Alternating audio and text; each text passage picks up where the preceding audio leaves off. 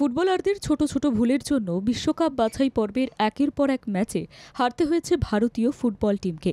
তবে এবার 6ই জুন ফের নামতে চলেছে ফুটবল টিম। তার আগে ভারতীয় ফুটবল টিমের জন্য এলো নতুন জার্সি।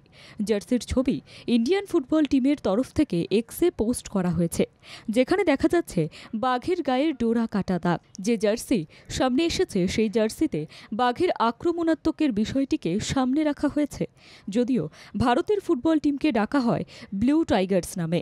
নীল জার্সি পরে সাদা ডোরা কাটা দাগ।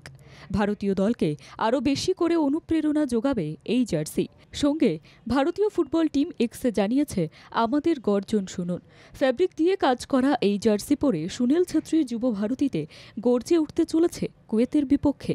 যুব ভারতীতে হতে যাওয়া এই ম্যাচটি ভীষণ গুরুত্বপূর্ণ হতে চলেছে ভারতীয় ফুটবল টিমের কাছে, কারণ আগে গুয়াহাটিতে আফগানিস্তানের কাছে হারতে হয়েছে ভারতকে।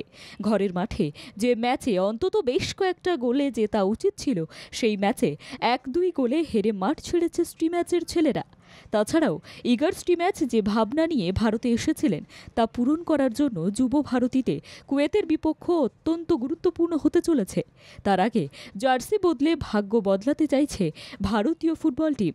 আর এই হার কোনো মতেই মেনে নিতে পারেননি কোচ থেকে খেলোয়াড় কেউই।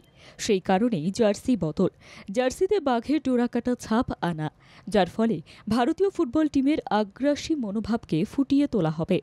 নতুন উদ্যমে কুয়েতের বিরুদ্ধে যাত্রা শুরু করতে চলেছে ভারতীয় ফুটবল টিম।